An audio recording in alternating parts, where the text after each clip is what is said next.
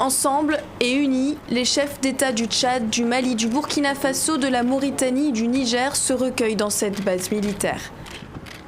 Face à eux, les 71 soldats nigériens tués mardi dernier lors de l'attaque terroriste d'Inates, la pire de l'histoire de ce pays.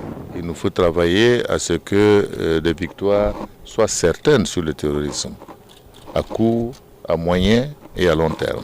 Sous la direction du président burkinabé, les membres du G5 Sahel organisent ce sommet extraordinaire initialement prévu à Ouagadougou pour soutenir le Niger, plongé dans un deuil national de 3 jours.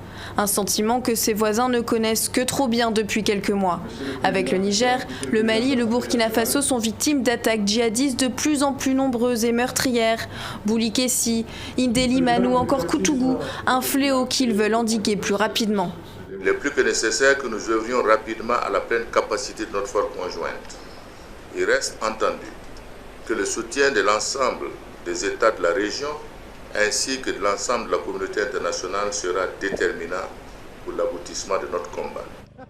Parmi ses alliés internationaux, les 4500 militaires français de l'opération Barkhane installés au Sahel depuis plus de 5 ans. Une présence de plus en plus contestée par les opinions publiques de la région qui ne voient pas d'amélioration depuis leur arrivée. Il pointe également du doigt l'intervention onusienne en Libye qui aurait des répercussions directes sur la sécurité de leur pays. Cette crise libyenne, ce chaos libyen, aujourd'hui qui amplifie toutes les menaces qui pèsent sur nos États.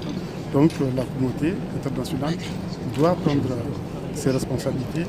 La sécurité est un bien public mondial. La question sera abordée lors de la prochaine rencontre en France entre les présidents du G5 et de leur homologue français Emmanuel Macron. Ce dernier a demandé une clarification sur l'intervention militaire française au Sahel.